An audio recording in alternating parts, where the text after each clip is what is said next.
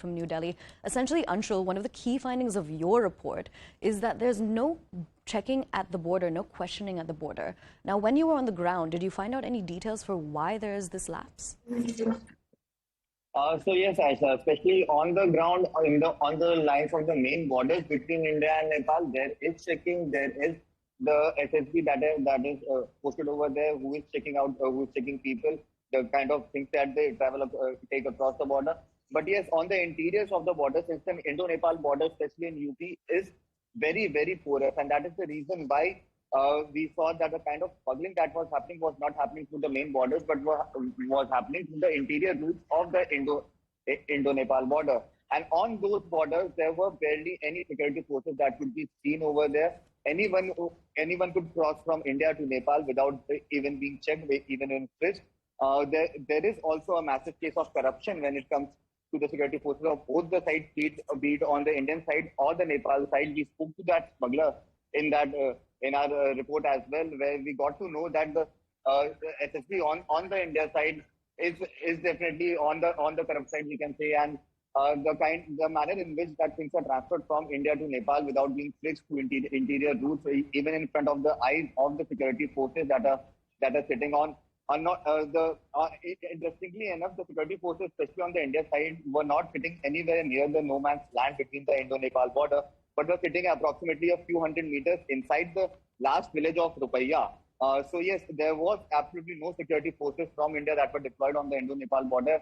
And on the Nepal side, there were two officers who were sitting on the Nepal side of the border, but they were sitting with a group of alleged smugglers. Now there is a clear differentiation. When you go on the ground, you can easily find out find out smugglers from the locals of that residence, because the border area in which we went, the economical wealth of the people in that area was very weak. The people were very poor. But yes, these smugglers who were actually involved in smuggling of goods and drugs from across the border, they were actually traveling in expensive bikes.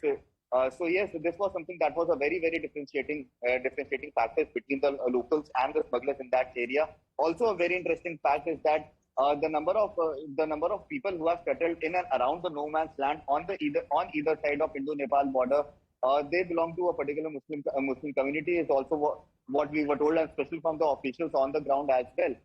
So yes, the intelligence agencies have been pointing out that this could actually be a new plan to infiltrate India from the Indo-Nepal border. So yes, it remains to be seen that the meeting that has happened between the Home Ministry and the DPPs of the state, how do they now tackle this problem? Because this is creating a massive menace. Smack from India is transported to Nepal through these borders, whereas hash from Nepal and other syrups such as codeine syrups and other drugs are transported from Nepal to India. Now remember, codeine syrups are banned in India, and that is the reason why it is smuggled from Nepal to India, and that is the reason why in that border town of Bahraich there is an absolute menace when it comes to chemical drugs, and that is the reason why people, especially the seniors of that community, have been telling that this is something that has definitely raised a massive issue. So yes, it remains to be seen how does the Indian government now take control of the situation that has been created at the Indo-Nepal border across UP and Bihar. All right, Anshul and Arunima, stay with us because we quickly want to take a look at some numbers when it comes to this key investigation that CNN News 18 has done. Now, essentially, these numbers are revolving around mosques and madrasas. Now, what we're going to do is look at 2 years, specifically 2018 and 2021. Now, this information is according to a UP police report that is dated November 2021. Essentially, in 2018, you had 1,349 mosques and madrasas. Now, this is located in the UP border districts with Nepal. Now, from 2018 to 2021, you saw a 25% increase. And this, when it comes down to the numbers, it comes to 1,349 up to 1,688. Again, a 25% increase when you look at these 2 years, 2018 and 2021. Now, I want to cross back over to my colleague Anshul to give us more details on this.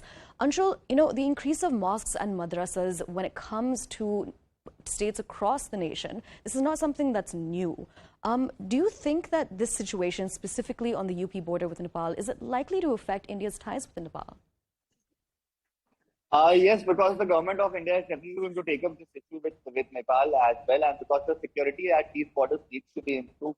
And if things, small things like clothes, shoes, fertilizers, for example, a bag of fertilizers that is worth rupees 200 in India is sold in Nepal and it is smuggled to Nepal. It is sold at approximately 1200 rupees for a bag. That is approximately 6 times the price that it is being sold in India. So yes, this business is highly lucrative, and the number of people who are getting involved in this business is also large, because the main job, if you could say, of the people, especially residing in those border areas, has turned out to be smuggling. I was really shocked to see that in that village of Rupaya, the currency that was used, the main currency that was used was in fact Nepali currency was also being used in that area, and since Nepali currency was used as the main currency for business, the currency that comes from Nepal gets changed in the black market, and through this black market, we see that counterfeit currency also reaches the Indian economy. So yes, a big concern, not only for the security forces, but also for the economic situation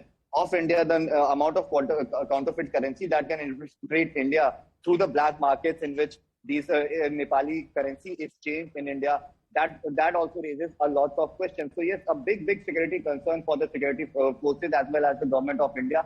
There could be talks between India and Nepal to make sure that the very porous border across the Indo-Nepal border, the very porous Indo-Nepal border across UP and Bihar, there could be more manning, and that is the reason why we saw that the UP DGP, senior police officials of UP, had also urged the center to increase the limits of BSF in that area, because currently the border is being manned by the SSB, and we are seeing a lot of corruption that is happening over there across the border states. Even we saw from a report in Seemanchal, the manner in which that things are transported from Nepal to Seemanchal, where things like alcohol, which is banned in Bihar, they can actually go and get it from Nepal, and there is absolutely from very little to no checking in that area. Yes, it is not actually practical to deploy security forces across the length of the border, but yes, there could be measures that could be taken to make sure that illegal infiltration happening through these borders could be stopped or at least reduced, because there is an absolute mess that has been on the Indo-Nepal border as of now, Aisha. All right, Anshul, stay with us.